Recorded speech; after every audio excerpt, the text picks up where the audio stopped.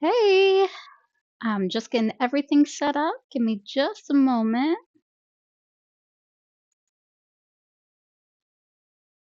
All right, looks like everything is getting set up. All right, so welcome to Evylyn's Clearing Conversations. I, of course, am Evylyn of Evylyn Rose. I am now starting, this is my only second live stream, so please forgive me. I am a one woman show. Um, so I have thankfully worked out all my tech glitches from the intro session, from the Monday's lunar lunch break, uh, and went through a lot of details there. So thankfully, that means that I can just give you the briefest of introductions. We don't have to spend another 20 minutes of my squirrel brain taking us in and out across multiple topics. Um, so for the Saturday live streams, the goal is primarily to clear up misconceptions. That's that clearing conversations, a little bit of play on words. If you aren't familiar with me, I love to name everything. The website I've had for the longest time called Messages in the Moonlight, that actually got its name. It started off as the Book of Shadows for an MSN community way back in the day. Hi. um, and so I had asked people to name it, and the name one of the names that was suggested was Messages in the Moonlight, and that was how that Book of Shadows got its name. So naturally, when I created a separate website as MSN communities were shutting down, that's we stuck with that name. Um, and so one of the things you'll notice about me is I name literally everything. So these live streams, you have the lunar lunch breaks on Mondays, which are the shorter, brief Q&A. You ask a question, you get an answer, and hopefully my squirrel brain will stay concise. And then there is the Saturday sessions, like the session, which is the clearing conversation. So it's more of gives us a little bit more time to kind of sit back, really kind of dive into the questions and answers. Um, and I can get a little squirrel brained and off topic, and that is okay. I depend on you guys to help keep me coming back into the back to the point essentially, the mainstream of consciousness. So for this session, I'm going to go ahead since again, if you missed the first session, unfortunately the Twitch video was not set up to automatically save. I have fixed that, so this video will thankfully save to Twitch. However, you can watch that original video that really kind of introduced what these live streams are, a little bit of my background and where I'm coming from. Not the whole story because I squirrel brain. Um, but if you go back to it is on my YouTube. So if you go back to that, you will be able to catch that. I think I only streamed for maybe 19 minutes after all the tech glitches were through. Um, so you may notice I am not wearing my glasses today, which means as I look at the screen to find these questions, you may see me lean in and do some squintiness. That's just me trying to read. Same thing with the chat. Thankfully, the I have it on night mode, so I can actually read it a little bit better. All right, so let's dive in. So I had a handful of questions that have come to me um, ahead of time. And of course, if you have any questions or curiosities or just something you want me to talk about, by all means, drop that in the chat. Again, any questions dealing with tarot, it can be about witchcraft, magic, it can be spiritual practices in general. It doesn't have to be like pagan or witch specific. It can be any type of spiritual related topics, esoterics. All of that is kind of the goal for these live streams. All right, so my first question is a tarot specific question. Is tarot always accurate? Like, can it predict the future? The can it predict the future part of this question comes up a lot for me. I usually talk about it like think of life being like a spider's web. So years ago, I wrote like a little blurb.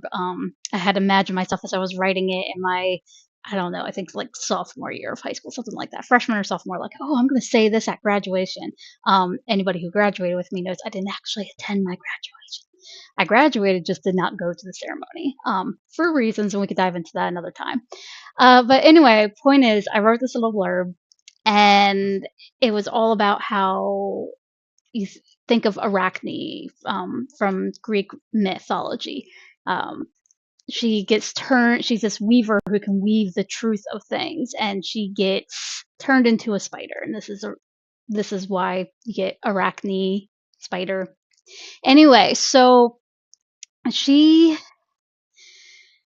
the idea is that she, as a goddess, is weaving our lives, right? So she's able to weave the tapestry of what our lives will be. But anytime we make a decision or something happens, whether within our control or outside of our control, it's kind of like a fly hitting that web. Sometimes Arachne can go in there, she can roll up her little fly and take it out the way, and she just has to mend it a little bit. But for the most part, it stays how it is. But a lot of the times, entire sections or the entire web itself gets completely just annihilated, and she has to completely do it all over from scratch. And to me, that's kind of what it's like with trying to predict the future. It can change. Everything can change. It's just like for my more sciencey minded folks like myself, think of it like weather predictions. We joke all the time about how the weather predictions are so inaccurate and they get it wrong all the time. And the issue with those predictions is that it's all based on data and models. One of our biggest issues currently is that with climates changing, that means the models also need to be updated to address those changes. And that's a little hard to do when you're in the midst of those changes. Um, and so trying to predict things in that same way, it's just like with weather, I need to look at wind speed, I need to look at atmospheric pressure, I need to look at temperatures, not just air temperature at the surface, but I need to look at temperature above, I need to look at temperature below. Whether or not I get a thunderstorm depends on the temperatures at multiple layer levels being different. Um, is there any rotations in the clouds? Is there how much infrared do we have coming in and heating up the surfaces? Is that going to contribute in changing the dynamics of the weather? So it can get really, really specific. And I'm trying to not go any more detail because I know I can nerd out. Um, and if anybody out there does meteorology, by all means, feel free to add in the chat or in comments about how detailed that can get. And so predicting the future is kind of like trying to predict the weather. We can get it spot on, but if you say or do something or somebody near you says or does something and that is like a fly hitting that web, well, now you got to redo the web. You've got to redo the input the new data into the model, and the model is going to give you a new updated prediction. So is tarot always accurate? Not always, for that very reason. A lot of what we do with tarot readings, especially when we are looking beyond the present moment, um, is looking into possibilities. What are the things that are coming in? What are some things that could impact decisions that you might make? And so if when we have that data there, as long as everything remains exactly as it is in that moment, that prediction can be like 100% spot on. But the littlest change can make any of those kinds of predictions easily fall apart. Anyone who's gotten a reading from me knows I tend to think of it more in terms of energy. Even doing a spread as simple as a Celtic cross, that's that very common 10 card spread where you've got like the 5 on one side and then you've got the 4 and the line on the other side. And these tarot readings are really, usually they talk about them like, oh, here's what happened in the past, here's what's coming up in the future, here's what's coming up a little further in the future, and here's this final outcome. However, when I do these readings, I tend to think of it more in terms of energy. So it's more like, okay, here's the energy moving out, here's the energy moving in, here's the energy that's going to follow that energy, and then here's that energy that's overseeing everything. Now, those of you who are tarot readers, you probably have learned your versions of Celtic crosses, and you've probably seen other readers do a million different variations on them. So you know exactly what I'm talking about. If you are new to tarot or don't know, and you're like, "What the heck is a Celtic cross? I thought that was, like a symbol." Um, yes, and also it's a name of a popular spread used within tarot communities. And we can dive deeper into that if that question does come up. Um, but going back, so the quick short version of this is tarot always accurate? Like, can it predict the future? Um, Not always 100%, but it can. If you're, it depends on how you're using it. If you're focused on the present moment, then yes. If you are trying to make future predictions, just like trying to predict the weather or anything, all it takes is one little piece of data point changing the whole prediction. So in that case, not always. Um, all right. Okay, let's take a look.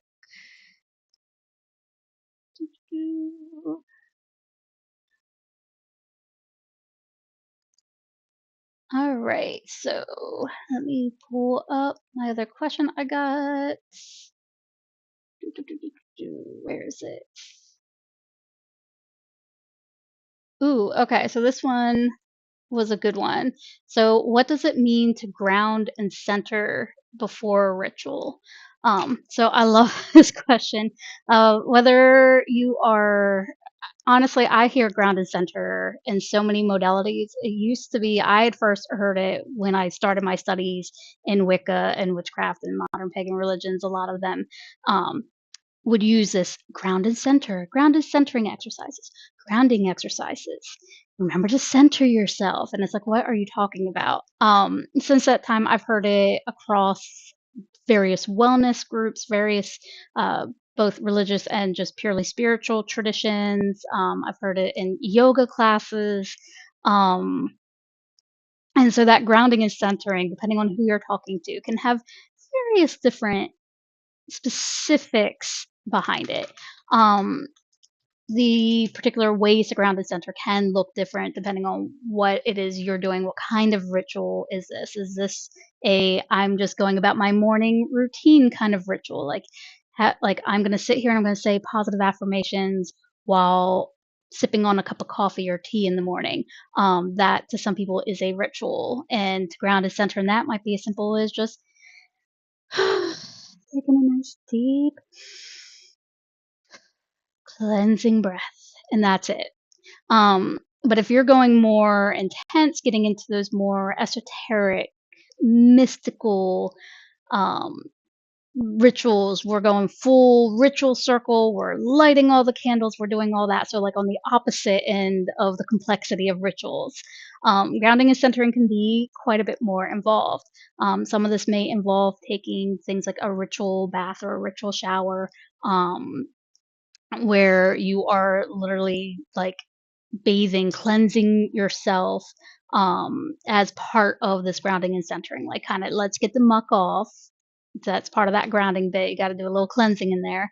Um, and then moving into, "Okay, let me feel rooted where I am." This is kind of bringing your attention into the current moment, being present. This is mindfulness, all of it wrapped in one moment. So a lot of people will use various mindfulness practices. That those themselves have come from various different spiritual traditions, which is how they got wrapped up into mindfulness practices today. Um, and again, so this grounding can look many different ways. But that idea is feeling rooted where you are. So grounded as in like attached. So think like a grounding rod. In each of our homes, whether you're no matter what kind of building home you're in, like there's usually some sort of grounding rod that hooks up to your home electricity that basically keeps you from getting fried every time you plug something in. Um, and so it's that same concept of feeling rooted and grounded in the earth. Um, as far as centering, again, that's kind of that letting go of the ego, kind of, okay, I know I've got a million plans to do. I know um, I've got the checklist running through my head. My squirrel brain wants to go everywhere and look at all the squirrels. 57 tabs open in my brain's browser. So we live in a busy, crazy world, right? So centering is really that, like, okay, set that all aside. Let me focus. So it's that, for those of you who are younger, it's that locking in, right? Like, let's get locked in. So grounding, get yourself like rooted to the earth in some way, whatever makes you personally feel rooted. And then centering is that, let's get focused, let's get locked in. Um, and of course, this is a very oversimplified answer. I'm going very broad with it. I do include some grounding and centering exercises, I think, on my old website, Messages in the Moonlight. Has at least, I want to say, at least one, if not more, on this topic. Um, if you go there and call me out on it and say it's not there, just shoot me a message, send me an email, find me on Blue Sky or some other social, and I'll definitely have some links available in the show notes. Uh, let me know how, let me know what is missing, and I'm happy to address that. I can also put it into a future blog article as well.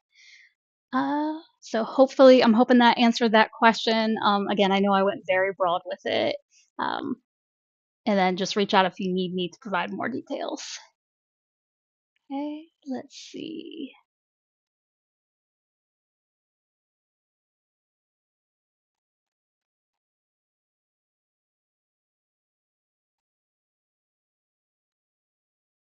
Oh, I love this question. This one is short and sweet, so thankfully I don't have to go on a tangent for it.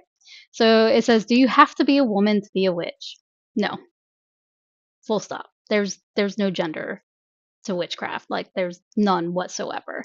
I know there are some fun acronyms out there for the word witch that involve like a woman. I think it's like woman in total charge of herself, I think is how it goes. I may be off by a letter. Um, and those are cute, but in terms of like the practice of witchcraft, it's literally the craft of the witch, and a witch does not have to be strictly um, woman or female in any sense. There's no gender to the term whatsoever. If you're curious why, when you dig into, if you look into records from like the times of the Inquisition and things like that, um, it's always women accused of being witches, and then the males would be called warlocks instead. And that generally just had to deal with the very sexist views at the time by the very not psychologically healthy people who perpetrated these crimes against humanity, essentially. Um, so the idea was that a witch was, um, of course, somebody who practiced witchcraft. A woman was a witch, full stop. A man could be a witch, but he'd also be a warlock because he was breaking the oaths of the church. A woman couldn't be a warlock because she was too dumb and stupid and um, evil to be able to take those oaths to the church in the first place. So how could she be accused of breaking an oath if she wasn't capable of making them in the first place? So essentially, this is where the whole "only women are witches" came in. Was this idea of women were too stupid to make oaths to the church? They were already inherently evil, and that was the idea behind it. Fast forward to today, obviously, we know all that is BS. Um, the mass hysteria of those days are insane. They go deep. I am basically just spouting things off the top of my mouth. So I apologize in advance if you're seeing just a clip of this and you're like, oh my God, what is she talking about? Um, it's a really deeply complex thing that spanned over centuries. It was a little different region to region. So this is an oversimplification. Um, but again, to that question, short and sweet answer: no, you do not have to be a woman to be a witch. Okay. All right. All right. And again, while I do have several questions like that, I've had people ask ahead of time if you have any questions or curiosities. Uh, by all means, drop them in the chat. I do have access to the chat. I can see it. Let me know what you want me to focus on. I can always come back to these. Looking and I'm like, we've already gotten a few questions answered, and we're only like 20 minutes in, so there is time to get to your questions. Um, so don't panic. All right. So let's see. So we answered that one. Let me find. Ooh, another really good question I got. And I see this one come up a lot. Do you have to be psychic or have a special gift to read tarot? So getting back into our tarot specific questions. Um, So, no, you don't have to be psychic. Um, Although, depending on how you're using the term psychic, I would say technically yes, because you do have to think. You have to use your mind. And for those of you who are like, what on earth is she talking about? When I think of the word psychic, I tend to think very much within the field of psychology. That's my nerdy love to go to place. And within the American Psychological Association, the way that they define psychic, the word psychic, in a nutshell, is basically anything having to do with the mind. It also gets a little bit more specific, going into like the phenomena associated with the mind that can't be readily explained by current science, such as like clairvoyance and things like that. Um, but its most basic use of the term psychic, and it gets used a lot outside of those kinds of phenomena, is basically anything dealing with the mind. Um, so in that sense of the word, yes, because you have to think. Reading tarot involves cognitive thought processes. It requires critical thinking. This is why I like try not to scream in public when I hear somebody say that they just picked up their first book on tarot like 2 weeks ago, and now they're already, you know, having people pay for them to give them readings online and how easy it is, and I'm like, "Please stop. Please stop. Don't do that. No." It requires a lot more thought, a lot more thinking. That doesn't mean that you can't pick up your first book in tarot and start learning how to read the tarot, but you are not going to learn it that fast. It does take time to really truly develop that skill, and that level of expertise, uh, to start reading professionally. So there is a little bit of nuance there. But going back to the intended meaning, that idea of needing a special gift. So this goes more into that other aspect of the word psychic. So that phenomenon, that's those things we can't readily explain. We know science tells us today that we have all these other sensory experiences beyond the typical. And this is where I go break into my science teacher mode.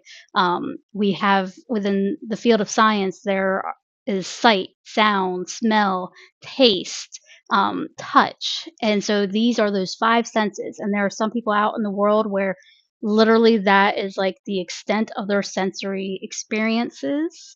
Um, and they cannot understand any of us who have other sensory experiences beyond those. But what's really fascinating is science is finding, yeah, those senses do exist. They are real.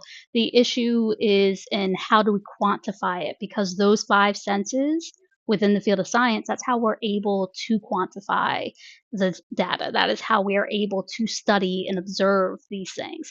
Um, I think the most recent, trying to find my words, the most recent studies that have been finally like, okay, we have now reached enough of these studies to say definitively, yes, this exists within humans. Is this really cool ability to be able to sense objects without physically touching them. So think of like, we know of within the animal kingdom, there are creatures that could, they basically like hook their hand in the sand and or a paw, pick whatever, the equivalent to a hand. They dip their hand into the sand, and even though they are not able to see, feel, taste, touch, smell anything within that spot in the sand, they're able to work out, oh, there's something a little, if I just move my hand a little more, it's right there. Oh, look, I got it. Okay, and we've studied this and we've seen this, and the studies that have come out recently regarding this sensory experience within humans is that yeah, humans are capable of it. Um, I think the most recent study said upward of 70% accuracy among humans in being able to locate objects within a space where they otherwise cannot rely on those five typical senses to locate that item. Um, which to me is fascinating because this is a skill set that people would go to the psychic to find their lost object, and they're just like, "Did you try checking over there?" And they're like, "Well, yeah, why not?" And there it is, right? That that is that same sense. And for the longest time, that's been written off as coincidences, or oh, they're kooky, or oh, maybe that person just didn't look close enough the first time. Um, but that is an actual sensory thing that we can see not just in humans, but within the animal kingdom at large. We've just more recently been able to conclude through science that yes, humans have this. But again, I'm kind of getting a little away from the point. So with these senses, and there's many of them. Through these senses, you could pick up on different information, you get more data, you get more sensory input, right? Just like with our five traditional senses. Again, there are some people who those five main are like the only ones they have strengths in, but then you have some who maybe they don't have strengths in all of those. Um, for I do have vision, but there are some challenges there. Like right now with me not wearing my glasses, if somebody were to come through my door and I looked over at them, like I might not necessarily be able to figure out the features on their face enough to know whether or not I know who that is. Unless I know them very, very well and I can tell by the way that they stand, or if they say something, the sound of their voice will give it away. Um, and it's like, so that is a difference in sensory perception. You also get, sticking with visual for an example, you can also have variance in colors. There are the traditional, like, diagnosed color blindness, where it's like you take those tests and you either are or you aren't colorblind. But that color blindness itself is on a spectrum. Um, for example, my son's father, his was with the colors, like dealing from everything from pink to purple. It all appears the same shade of pink to him. Um, he was not colorblind. He was served the military like myself. Passed those color blindness tests every time with flying colors, but he could not, and to my knowledge to this day, cannot um, tell the differences between these different shades. And so this is examples of how these can vary with those five common senses. Same thing with the psychic senses. So is it required to have a specific psychic sense to be able to read the tarot? No. Does it help? Yeah. Um, and so keeping in mind that again, you may have psychic senses and not realize it. So how you want if you have people say like, yes, you must, it's like, it depends on how you're defining the word. But in terms of special gifts required to read the tarot, anyone can learn how to read the tarot, but again, it is a very complex task. Um, it's not going to be, well, you know what? Let me back up. Let me go back into my teacher mode for a second. Reading anything is a complex task. Learning how to read. So if you are a avid reader and you love reading books, at some point in time you had to learn that complex skill, and it was broken down for you. And there was lots of repetition, there was lots of practice, and there were lots of different supplemental things provided to help you unlock those keys to being able to read. It is extremely difficult. This is why people who have challenges with reading need those extra supports. Um, Learning how to read graphs and charts. I Before I became a science teacher, I honestly did not realize to the degree to which people cannot read a chart because it had to be taught.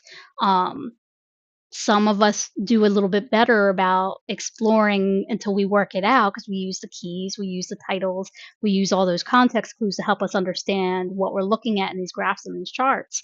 Um, but it's for most people that actually requires explicit teaching on how to do that. Um, and that's something where I had to become an actual classroom teacher of science where they had to be explicitly taught how to read graphs for me to understand, oh wow, this is a real challenge.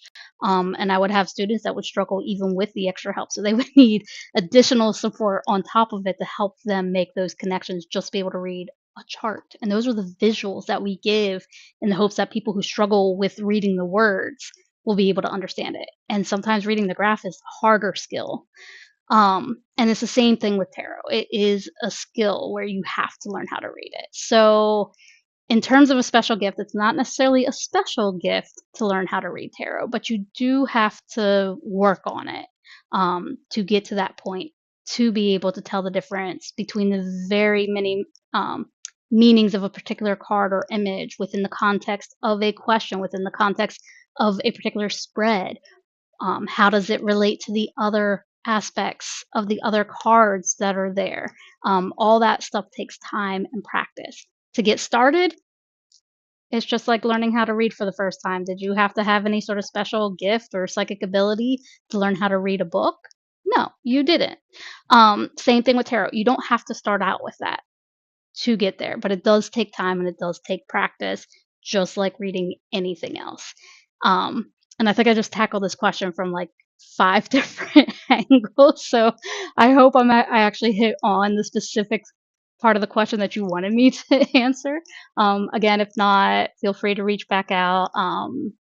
You can email me again and I'll be happy to go over that with you. All right. Let's see if we have any more questions. All right. Again, if you are just joining us, feel free to drop any questions, answering any questions dealing with tarot, metaphysics, esoterics, spiritual practice. It doesn't have to be specifically pagan or witch oriented, it can be any sort of spiritual related question. I'm going through some questions that I have. Uh, Prepared from people who have reached out to me, going through their questions that they submitted ahead of time. But if you have any questions at any time, just drop them in the chat, and I'm happy to answer them um, along the way. So I do have access to the chat. So again, please make sure to share your questions. It's what I'm here for. We're about roughly 30 minutes in, so we still have plenty of time to get to your questions. Okay. All right, let's see.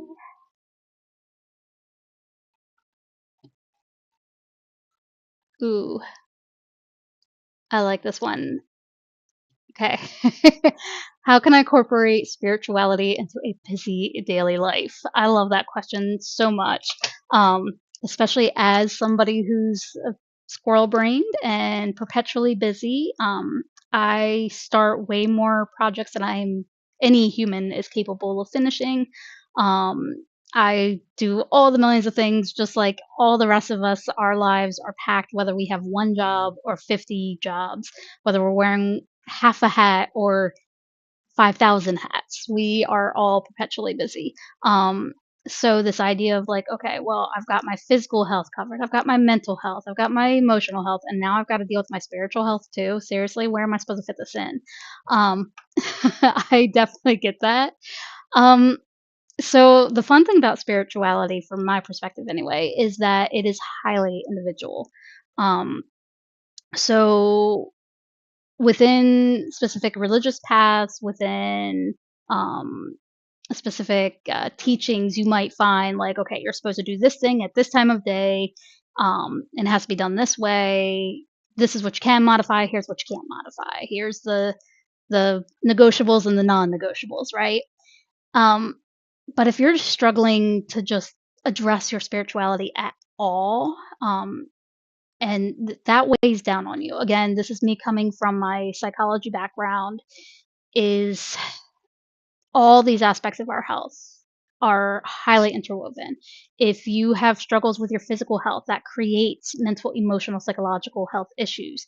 If you have one like a mental or emotional or psychological issue, it can impact your physical health. We have study upon study upon study. The data is there. It's obvious that these are interconnected. Um, and when it comes to spiritual health, that is a huge part of it. That spiritual health is kind of the fabric that helps weave it all together and hold it all together. So when we stop incorporating our spirituality into our daily lives, it can start to eat away at us. We don't realize it because we're thinking, oh, that's extra. And it's really not. It's like you don't brush your teeth, you get cavities, you lose your teeth, or the you deal with the excruciating pain of a tooth that has now rotten and is affecting the nerves, right? Then you need root canals, right? So we have to take care of our dental health. Same thing with our spiritual health. You don't incorporate your spirituality into your life, over time, it starts to create other problems, and you might not necessarily connect the two unless somebody is there to point it out to you. And we as a society, especially here in America today, we don't typically talk about spirituality in that sense. It tends to be there seems to be like an all or nothing, like you're either religious or you're non-religious, and that's the end of the story. And the religious people do spiritual things, and the non-religious stuff may or may not do spiritual things, but right? So it's very I'd call that wishy-washy of a excuse. I'm like, there's no reality behind those excuses. So, um, getting back into this question, I'm sorry, the squirrel brain is everywhere. Uh, how you incorporate your spirituality is going to be unique to you. What are the things that help you refill your cup? What makes you feel lighter? What makes you feel more connected? Okay, so there's when we get into more emotional health, we talk about having to have connections with others. So, support groups, peer groups, things like that. When we're talking about spiritual health and connection, it's more of like, I belong in the world even when I'm by myself. Like, I am connected to everyone and everything, even when nobody is around me. So, it's not specific to, I guess you could say, like, the physical space, so less of that physical and more that energetic. How are we feeling as a whole? Um, and I'm sorry, I'm trying to come up with these words, so if I ever explain anything that doesn't make sense, by all means, again, pop that into the chat or reach out to me by email, or on social and be like, "What were you trying to say there? Because that made no sense." So I do apologize if that doesn't make a lot of sense, in this moment, but for me, sometimes it's as simple as building in those quick, simple moments. So if you already have a habit every morning of making a cup of coffee or tea, and like that's your morning routine, while you're waiting for the water to boil or while you're pouring in whatever it is, I use a French press for my coffee, so I have water boiling. Maybe you have the drip style, and so you're pouring the scoops in, whatever your thing is. Um, in that brief moment, taking pause. If you believe in a higher being, if it's whether you say God or goddess or a specific name, like that's a moment to just kind of be like, "Oh, let me have this moment of silent prayer," if you will. It doesn't have to be super wordy. It doesn't even have to have words. It can be a feeling. It could be a song that comes up that you start humming. Um, but just having that mindset of it being spiritual. So that's usually the easiest, simplest way is micro moments built within those habits that you already have. Unfortunately, it doesn't work as well with some of the bad habits. So, if your habit, for example, is checking your phone every 2 seconds, it's a little hard with that one because your brain has already been hacked by the technology to insert in a spiritual practice with that particular habit. You might actually, if you're able to do that, you might find yourself realizing just how much you look at your phone. Um, so that's definitely something to think about. Other ways, meditation is always the first thing I recommend. Is even if you're just a 1 minute, 2 minute thing, whether it's sitting quietly with your own thoughts, which for some of us can be scary alone, or it can also be um, just being present, just taking a minute to just sit there. You can be just focusing on breathing. It could be just staring at the wind blowing some leaves on a tree. Um, I like to make sure that there's always some sort of painting or poster or something visual stimulating within every single room, so that when I have those moments where I'm like, I just need to take a time out and meditate, like, that might be my meditation because my mind is on too many things, so I just stare at the thing. Um, you will if you go through therapy and they make you go through mindfulness classes, this is one of those hacks that they teach you, which is just look at a thing and just look at it, right? Describe it, see it. Um, so meditation, again, whether that's something nice deep and you spend like 30 minutes, like deeply going into your psyche and all this stuff and exploring, or just pure silence. I can't do the pure silence meditations. There's too many squirrels. Um, but no matter your style, I do highly recommend incorporating some form of meditation within your daily life. Um, so meditation, micro moments, um, and also just exploring different things. So again, if you already have a religious framework or spiritual path framework that you already work with, that already brings you that sense of peace and belonging and comfort, um, just finding little ways to bring it in and being forgiving of yourself when you forget. A lot of times there is pressure within modern pagan faiths, especially like within the especially the Wiccan holidays, the Sabbats, right? We have the 8 major Sabbats, and the idea is like, okay, well, all 8 of these, we're gonna do all this stuff. And sometimes you might sit back and go, you know what? I think the last one I did was like 8 months ago. And then there's the guilt and the shame, and it's like, unfortunately, when it comes to guilt and shame, that actually stops us from doing the thing that we feel guilt and shame about. So even though the guilt and the shame is from not doing it as opposed to doing it, it's still the same emotions, and that's enough to block us from doing it again in the future. So if you have that practice that you're like, this is my spiritual thing I need for my health, and you realize day after day after day you did not do the thing, don't beat yourself up about it. Just be like, oh, you know what? While I'm thinking about it, let me do it right now. And so that's a better way to handle those moments when you realize, ooh, I let my spiritual practices slip, is to just do it right then and there while you're thinking about it. And again, if you are in a moment where maybe that's not practical, maybe your spiritual practice involves lighting candles and incense and you're thinking about it while you're driving down the road that you haven't done this in 3 months, then in that moment, just breathe, cleansing breath, say a prayer in whatever way feels right to you, and look at that. You just had a spiritual moment, a spiritual practice in the moment. Okay, those are those micro moments I'm talking about.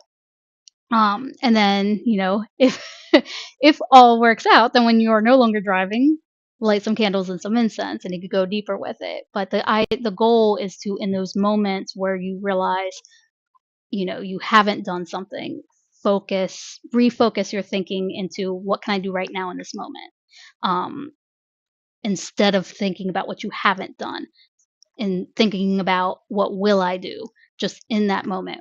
What can I do?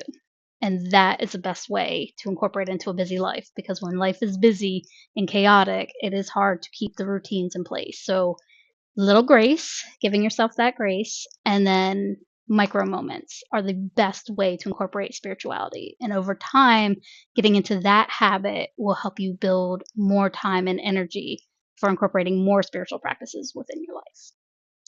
Okay. All right. So hopefully Hopefully that answered your question. We still have a few minutes. I'm sorry, I've got, as I lean forward, I'm getting blinded by the sunlight coming in through the blinds. Um, so let me not lean forward that far. Uh, so this is a note to myself to wear my glasses next time so I can see my screen a little better. Okay.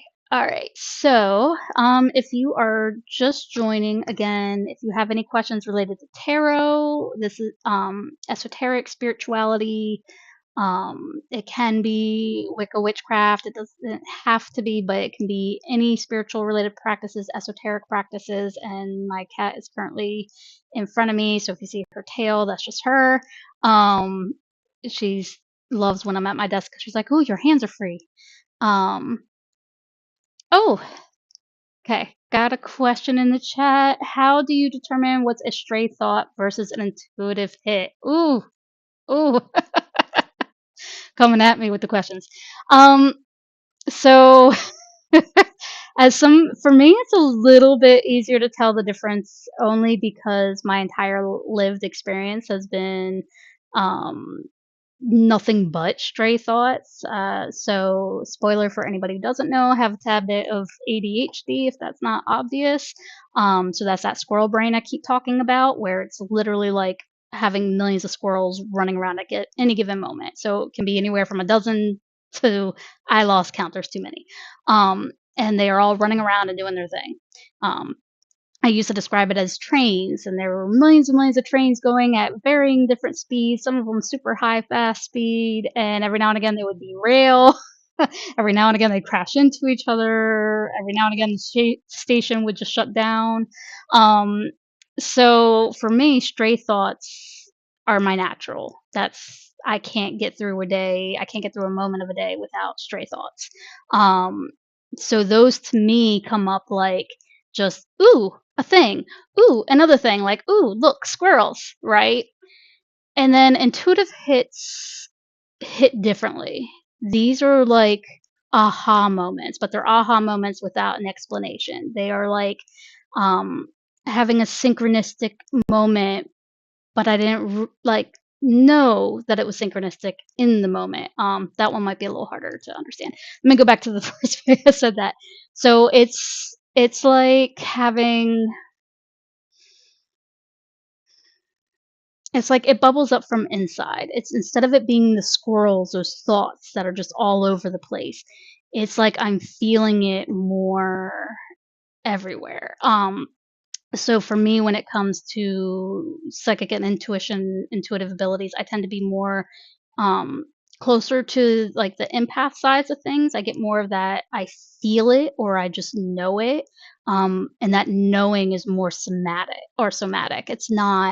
Um, it's not the same as those thought processes. And ooh, I've got an idea, and oh, there's another idea. It's more of like I can feel it everywhere coming in. So the best way to figure out for you and your experience of your stray thoughts versus your intuitive hits is really start paying attention to your thinking and how your thinking works. It also helps looking into how other people describe their ways of thinking, and see what resonates. And that kind of gives you, once you have a better idea of your thought processes and how your mind works, you start to find that there's this difference when it's intuitive. Like it hits you differently. It feels different in your body. Um, and I've heard it described many different ways. Um, and some people, it is kind of like a thought that just kind of flutters in, and now they have this thought. Um, but the only way that they figured that out was because their way of thinking isn't normally thoughts just fluttering in. Um, so for me, if I had a thought flutter in versus these crazy squirrels all over the place and ooh, look, shiny, then that would tell me, hey, I should pay attention to this thought. There's something to it. It's different than these other thoughts. So that's kind of the thing is find out your norm day to day thought processes, how thoughts feel, that feeling of thinking. Um, and like some people have the voice in their head and their thoughts are words, and some are like I can't put that into words. It's there, but it's not words. So discover your thought processes and then pay attention, look out for those things that feel different, those things where you're like, that's not how my thoughts normally feel when they come in. Um, and those are the intuitive hits. Those are those bits and pieces that aren't just your mind going a million miles an hour or how whatever speed it goes. Mine goes a million miles an hour. It's why I talk so fast and stumble on my words and can't remember terms. It's all the things. Um, did that help answer that question? I know I kind of went a little all over the place with it.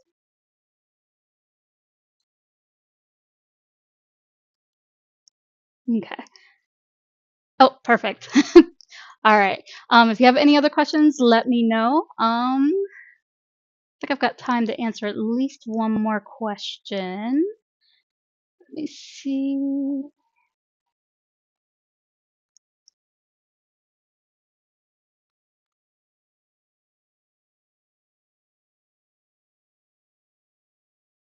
Hmm. Ooh, okay. I'm gonna go with this one. I know I had a couple other questions, but I'll hold on to them. There will be more sessions every Monday and Saturday. Um, so I'll circle back around to any questions that I missed this time around.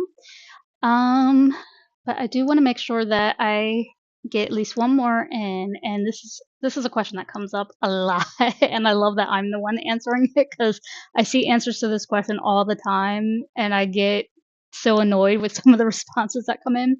So they asked me, "Is witchcraft a religion?" And there's that part of me that's instantly like, "Yes, absolutely."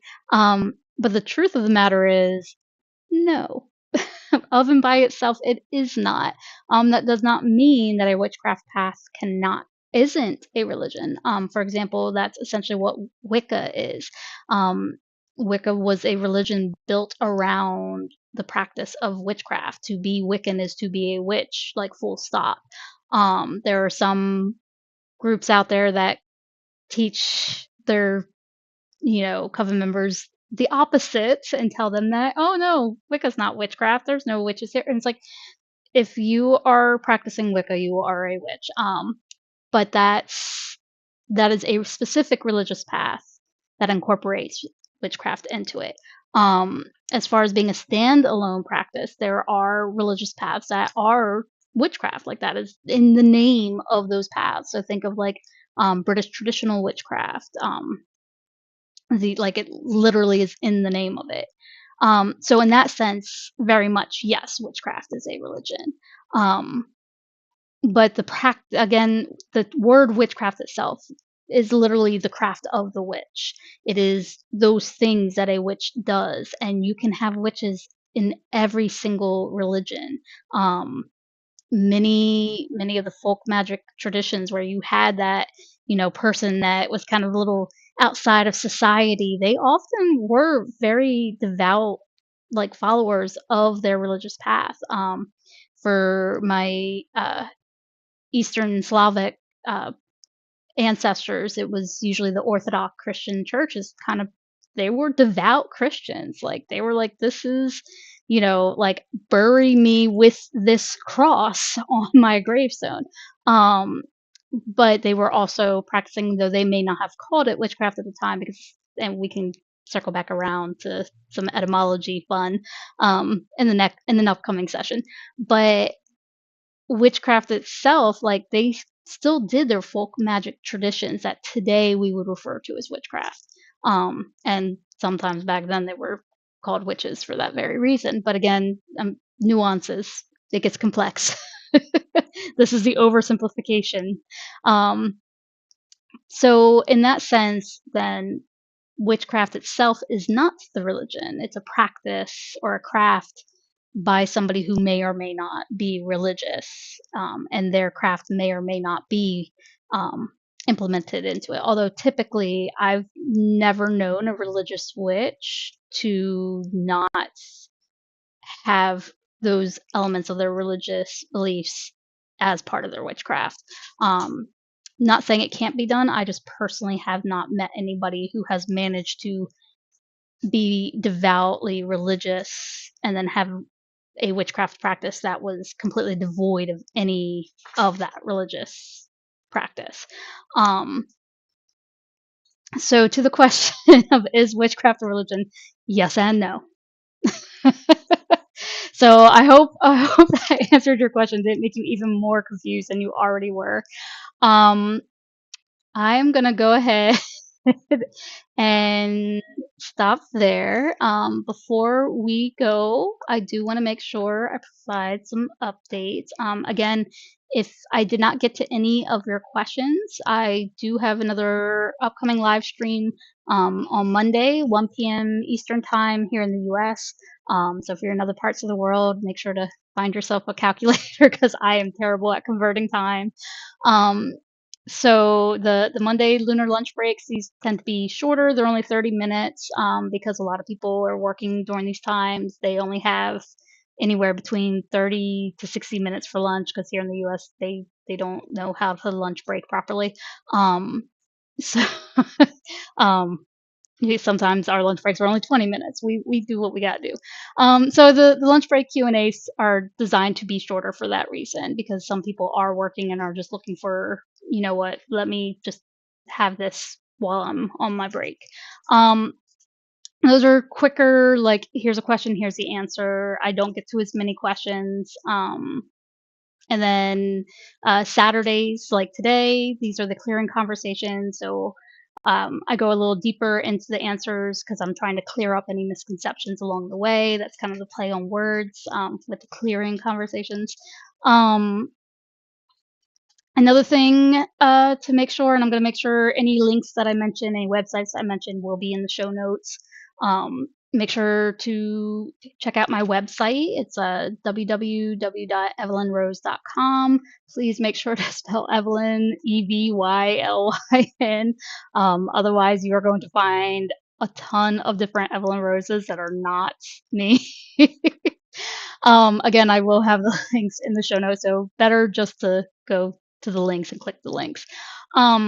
Once you're there, make sure to sign up if you're not already one of my moonbeams. These are my subscribers to the Starlight Circle. It gets its name from the star card in tarot, so that idea of hope and light and all the possibilities.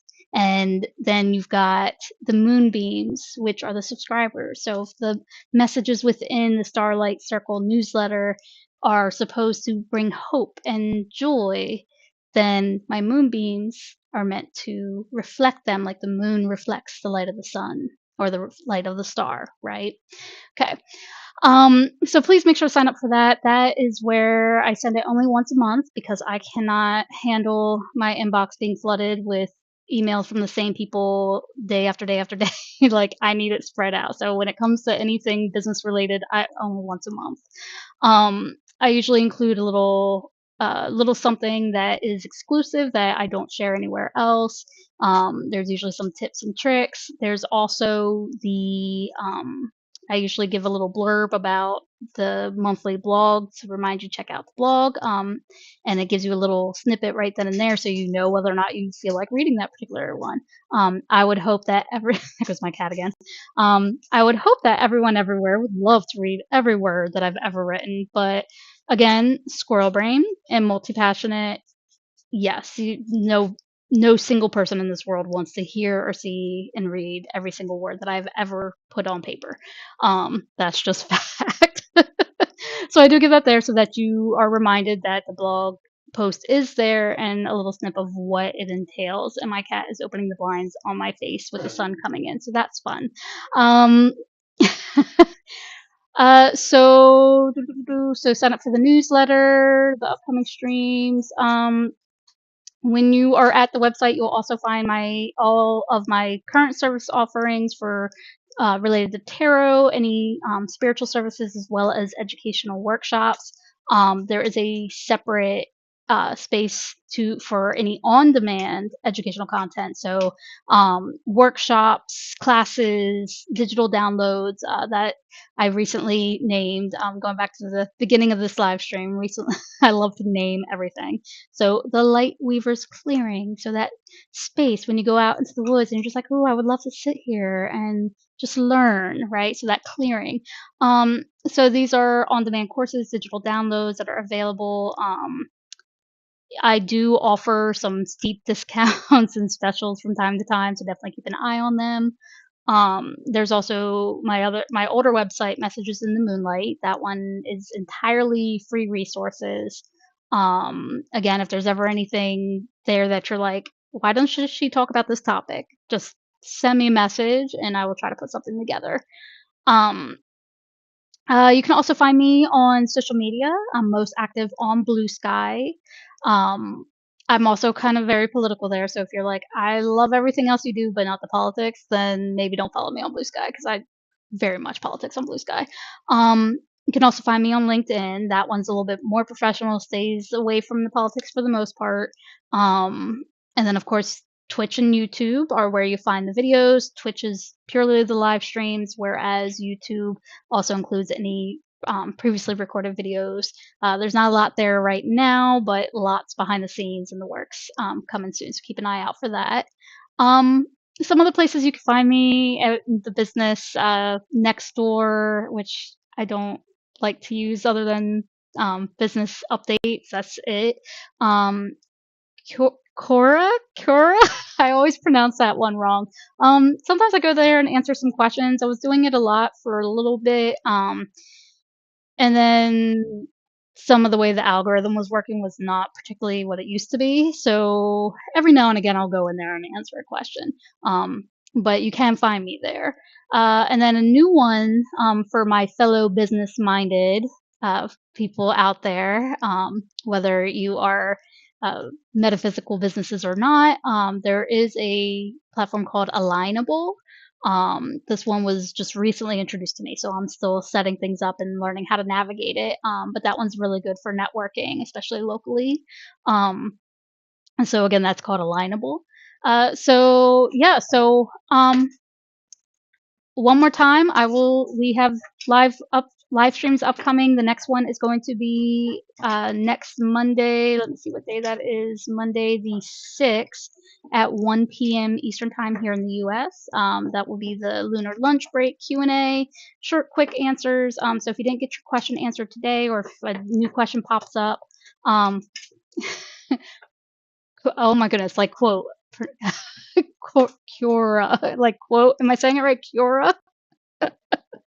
I keep wanting to say it like it's a C, like cure. Um, I will one day learn how to pronounce it properly. I think I have like about a 15% success rate on saying it right. But anyway, I'm gonna let that one go for right now. I'll keep practicing. But I will see you guys at the next lunar lunch break on Monday. I hope you have a great rest of your weekend.